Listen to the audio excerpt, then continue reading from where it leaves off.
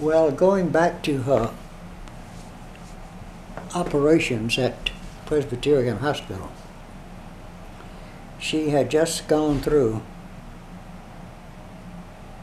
the most terrible of them all, because she had had cancer operation and several more operations on the hand to cut the nerves to release the fingers. But she was recovering when the newspapers came out, and on the front page of the New York Times it said Truman Capote is paid $1 million for In Cold Blood, the highest price ever paid for a novel. Now, Truman had become a bête noire. She despised Truman Capote. Now, she had launched his career, actually, she and her sister Rita, and they were very close until he wrote a story plagiarizing one of her stories.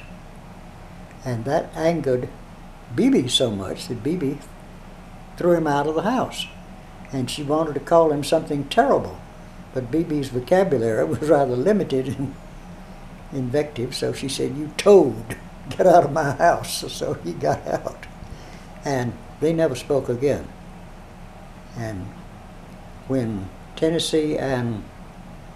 when Carson was asked to read at the YMHA, she told Keeman Fryer that she physically wasn't able to do it, but that she would be glad to come and sit on the stage and answer questions at the end if she could bring Tennessee Williams along to do the reading. Well, he was thrilled, because he was getting two for the price of one more famous than the one he already had. So they went, and they had a pitcher full of gin, vodka or gin, something colorless, on the stage with them so that Tennessee could revive himself. And Carson sat there in typical fashion like this, it's just her usual pose.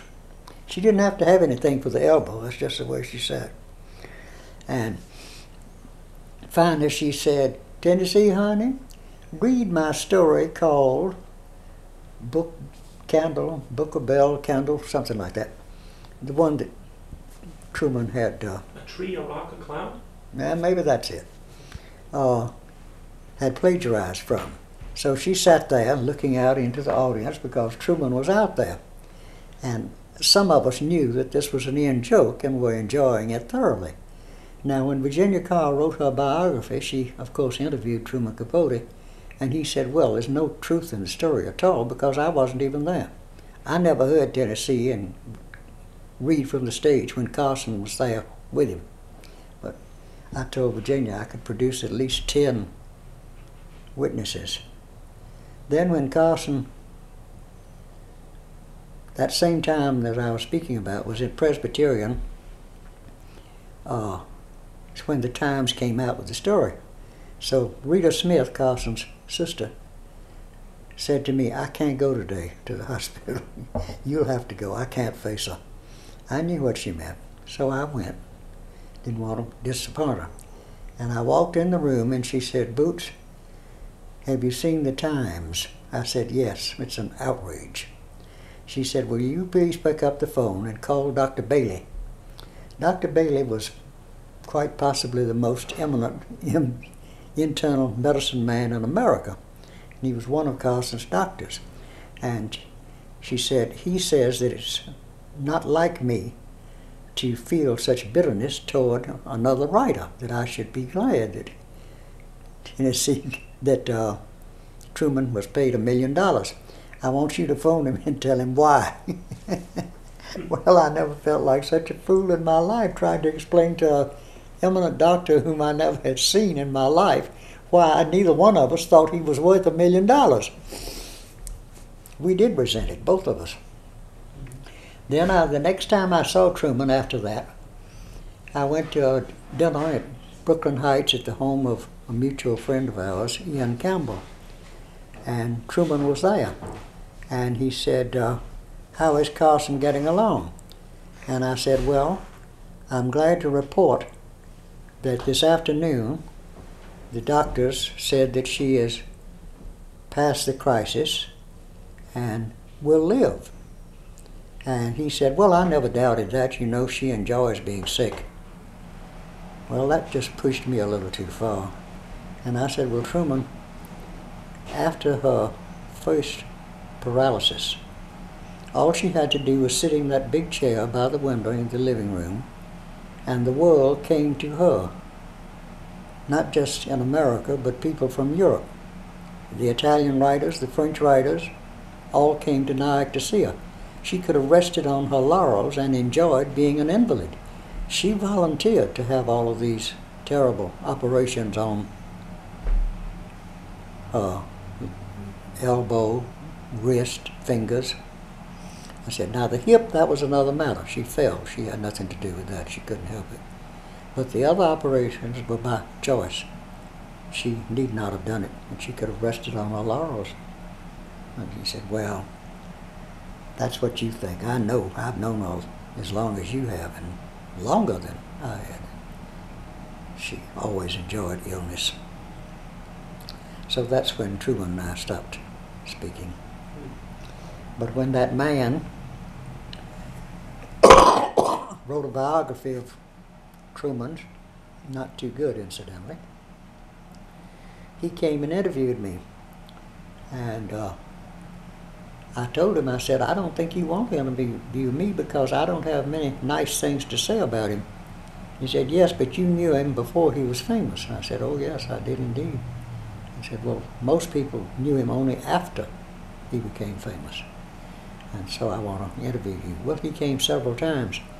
And the last time he was there, I said, by the way, you never told me, where did you get my name from? And he said, oh, Truman told me to call you. I said, well, they always say that murderers leave clues. Then another thing that concerned both of them, Tennessee was in Europe. So he left the keys to his dreadful apartment with Carson so she and Ida could come down and spend a week in the city. I say dreadful because it was situated on the point where you turn to go on the bridge up there, I think it's 58th Street, 59th, to cross the East River. And it is the noisiest spot in Manhattan. You can't sleep at night for the noise of trucks and automobiles. But they went. And then Audrey Wood got a telegram from Maria Britneva, Lady Saint-Just, saying that Tennessee had offered her the use of his apartment and that she would be there the next, on such and such a day, which turned out was the next day. So Audrey called Paul and Miss Me and said, we got to get Carson out of there. I don't know how we're going to do it. Paul said, well, leave it to me. So he said, Carson, this is the most dreadful apartment in New York. So I called Audrey and I told her how dreadful it was. And she said that you and Ida could go down to the hotel. I can't think of the name of the hotel. It's in the East 50s. And it was owned by Alice Astor, so that helped. And you can have 2 rooms there. And you can order all of your meals and anything from the bar that you want. And it will all go on the ticket. And Audrey will pick up the ticket for Tennessee. Well, the idea of free drinks was more than Carson could resist. So she thought this was wonderful. It was like a French farce, getting them out before Lady Saint-Just came in. Meanwhile, they told me to go down to the boat and meet her and delay her as much as possible. Well, you couldn't delay Lady Saint-Just. She was determined to get to that apartment as soon as possible. We got there, I think it's just 10 minutes after the Ida and Paul and Carson had left. So Carson hated Lady Saint-Just, but I don't think there was anybody except Tennessee that didn't. So that was the story of that. Now, after Carson moved to the Gladstone, that was the name of the hotel, to the Gladstone, that proved out to be a very happy situation because Marilyn Monroe was staying there after the Waldorf Astoria had told her she had to move. that there was just too much publicity. Now this was something new to me. I thought that the Waldorf Astoria welcomed the publicity, and like the Duchess of Windsor, she got a room free just so they could have the publicity. But it was too much, you know. The hundreds of people lined up in the hall, sitting in the hall, just waiting for her to open the door and come out. So she came down there, and Joe DiMaggio was a daily visitor, and Carson liked all that. She loved it, that kind of excitement. And she adored Marilyn Monroe.